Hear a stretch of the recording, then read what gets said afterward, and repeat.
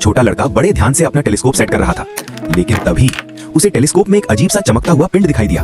वो चीज अचानक तेजी से फैलने लगी। पल भर में ही वो बहुत बड़ी हो गई। लड़का हैरान रह गया। उसे अपनी आंखों पर यकीन ही नहीं हुआ।